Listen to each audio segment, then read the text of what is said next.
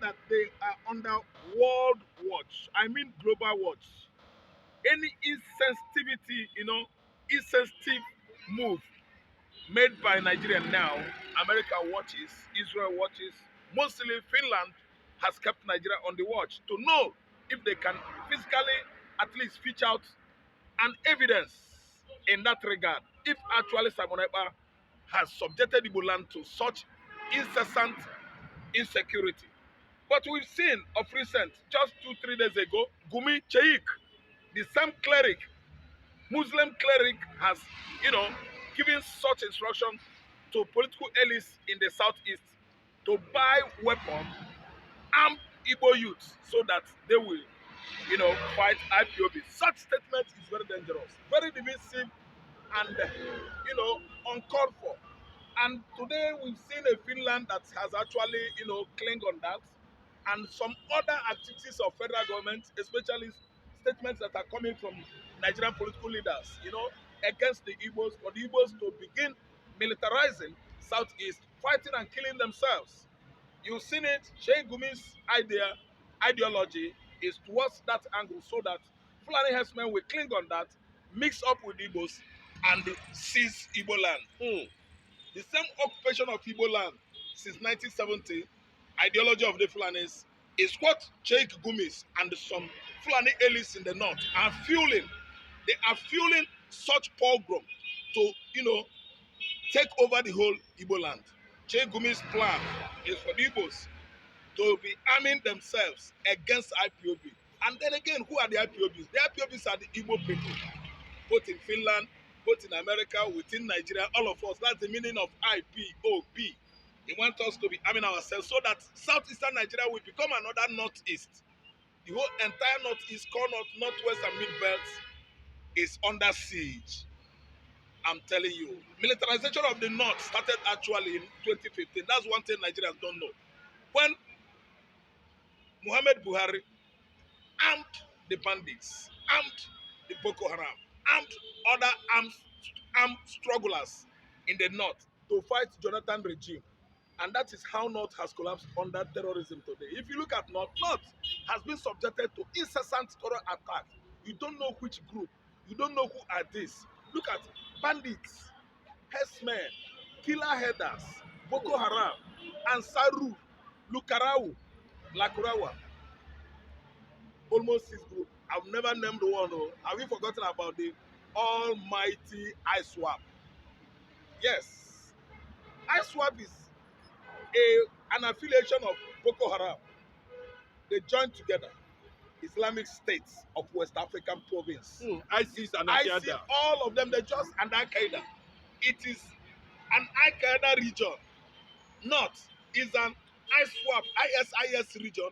North is subjected to attack ceaselessly by Boko Haram since 11 to 12 years ago. I'm telling you the facts. And today, Gumi, the elites, Fulani elites, they want Igbo land to be like that. How could Sheikh Gumi provide this kind of suggestion or solution to Tinubu administration, and still federal government of Nigeria has not seized him? Under his arrest. To Krikri, Kushwa prison. Yes. In Meduguri is there, empty. Somebody like Sheikh Gumi should have been, taken to the prison, Gashua prison, maximum prison. Krikri is supposed to be a shelter for such people. People like Gumi, persons like Gumi, Sheikh Gumi, Ahmad Bache, the former publicity aide to Buhari. Their lives are supposed to be taking shelter at Gashua, Krikri, Federal Prison, Krikri, maximum 1. Oko Prison, we don't want him there at Oko. These are people that are supposed to be taking shelter at Gashua, Oko Federal Prison, Krikri maximum prison. And if they left this kind of criminals, all in the name, they are northern elites, northern elders. Elders Aluluane. Sheikh Gumi is an elder. Onya Aluluane. Elders Aluluane. Sheikh Gumi, El Rufai, Aluluane, and the elders. Sheikh Gumi is an Onyaluluana, Bache Ahmad, Onyaluluane, and so many of them. What about Mamu? Mamu, if not arrested by CIA and FBI, I think 2-3 years ago, Mamu would have been at least affiliating with Iran, attacking the north, attacking everybody. I mean, particular people from southern Sudan, from southern Libya, from Chad, all the Sahel countries. That's where these invaders migrated from, attacking Nigeria. And the federal government of Nigeria is not doing anything about it because our political leadership, Nigerian government over the years, over 50 years now, has been infiltrated by the Fulani hegemonies. They constitute 75% of public office holders, each and every government that comes and goes. And Tinubu has tried to clip their wings. That's why Tinubu is their common enemies today. Sheikh Gumi's statement has actually given Simon another big win in the faraway Finland. And America is watching. Almighty socialist Britain, they are watching. And Nigerian government keeps on what? Sleeping. As they sleep, the country, Nigeria, is falling apart. You can see the center cannot hold. Now, the Finnish government has said that they are going to tender Gumi's statement as evidence against Nigeria, hurting the government of Tinubu, coming to a halt, to an abrupt clamp down. I would say collapse totally. You know, is Alexander Storm getting it right now, or he is out for a serious business to let the world know that Simon Ekpa is not a terrorist, but Nigeria, Fulani terrorists are Nigerian terrorists. Gumi's statement has been an agendum the Fulanis have been, campaigning against or for Igbo man over the years. After the war, or before the war, the Fulanis, we are thinking that Igbo man is just Igbo man. Southeastern Nigeria is just a region that they can run down under one week. But the military clique led by Yakub Gowon, sponsored by almighty socialist Britain, they tried their best, worked hard, armed many of soldiers, army of soldiers from Chad, from Egypt. Many of them they connived together, fighting Biafra for 36 months, thinking that we are going to get it. We are going to at least vacate Igbo land. We were vacating Igbo land, but it was impossible. They fought and fought for 36 months, and that's where we find ourselves today. And I'm telling you that somebody like Gumi, the statement that came out from his mouth, he voiced out. He's supposed to be taking shelter now at Krikri, maximum prison. But due to religion bigotry, yes, religious bigotry, tribal bigotry, political bigotry, that's why Tinubu administration is seem to be sleeping right now, not actually directing all the attention to the supposedly enemies of the states, which are the Fulanis. I'm telling you, that statement enough has nailed Nigeria.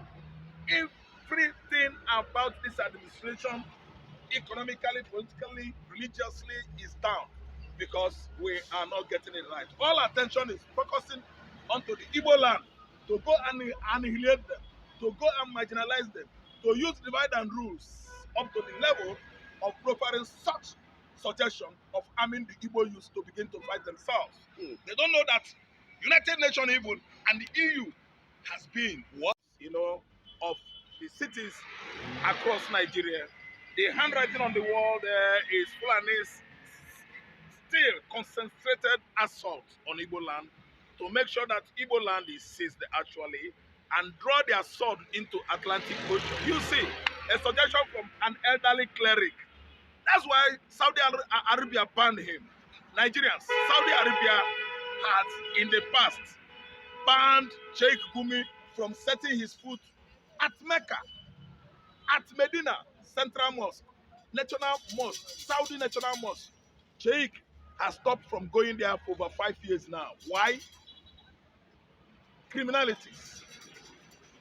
Aligning, that is affiliating himself with Boko Haram, bandits, and other terror group in the northern region of Nigeria. The kind of suggestion that came out from this man He always suggests to annihilate, to decimate, to demise, to exterminate. He can never provide any solution that will benefit Nigerians or Nigeria as a nation. Suggesting to Tinubu administration and administration of Soludo, Hope Uzodinma, Peter Mba, and so on and so forth in the southeastern region of Nigeria to begin to arm the youths. Do you know what it means? You want to throw southeastern Nigeria into killing field of Cambodia, into concentration camp of 1930s Nazis. You see the suggestion simple because of religious bigotry, because the people over there are not practicing Islam. That's why he would have, he's liking all of us to be what? Pigs for slaughter. Sheikh Gumi, an elderly what statesman, if he dies, Nigerians will honor a bloody man. Someone that is just have nothing for the youth in the north. Only Quran, Al-Quran and Arabic inscriptions. Attendance, constant one, ceaselessly to the mosque. That is only thing Sheikh Gumi knows. And he's coming with such ideology, he's coming with such suggestion into the southeastern Nigeria for the Igbos to begin to kill themselves. I think Finland has seen it as an evidence. I think Donald Trump, White House is monitoring all the bushes that are coming out from their mouths. Fulani hegemony doesn't know that the whole world is watching. All their utterances, bloody utterances, political, what? Political wars, conflicts against the southeastern Nigeria. I think the Finland Prime Minister or President has heard by himself, not anybody, reporters or journalism. It's not from the angle of journalism. This is face to face with a bloody terrorist, giving out that kind of suggestion to a nation like southeastern Nigeria, the only perceived enemy of Nigerian nation for over 58 years now. They have no good intention for the Igbos. The reconciliation and the reconstruction, even compensation, at least as a suggestion, an agreement we had after the war in 1970, none has been able to, be implemented. No, nobody reconcile with the Igbos. Nobody compensate the Igbos. Nobody's gonna actually reconstruct the southeastern Nigeria after the war. The only solution they have there is just go and kill, go and seize. Use this as oppression and marginalization. Don't give them seaports. They are industrialized people, industrial experts, and so on and so forth. So do not dredge the seaports because they have nothing to offer in Nigeria. And today, Gumi has come out with such bloody suggestion in the southeastern Nigeria for the youth to begin to arm themselves so that the whole Igbo will turn into what? Another pogrom. A program of 1967. I'm telling you, this is at this juncture anyway. I'm employing the Finnish government to actually read the handwriting on the wall. Gumi's suggestion. Gumi is needed to be arrested by Tinubu administration. Failure to do so anyway. The whole world will be accusing this administration a connivance, with Gumi, the likes of the Gumis and the Fulani bloody hegemony to bring down the southeastern Nigeria down. Liking that people are saying that the Igbos have become the Jewish, that just like the Israelites. What they are facing now is like extermination, make sure that Igbos does not survive agenda. Gumi represent almost the entire Fulani world. From what he's speaking, it's like they are referencing Igbos as Jews and they don't deserve not to exist. That perception will likely attract a lot of criticism all over the world. All over the world. That's why, anyway, you see what Israel and America is doing right now. Everybody loves that. Some people, persons like us, we love that because see that Trump administration is looking towards that angle. All the countries in the Middle East, Europe, Asia, Iran, Iraq, Lebanon, Syria, Yemen, the Palestinians, and even Egypt is not left out. Only that Egypt is obeying the pact and agreement they had with United States of America in 1979, not to go into war anymore. in their lifetime, in this present time, in this century with Israel, and Egypt agree. That's why Egypt, after having the pact with Israel, treaty in 1981, the pact that brought about the assassination of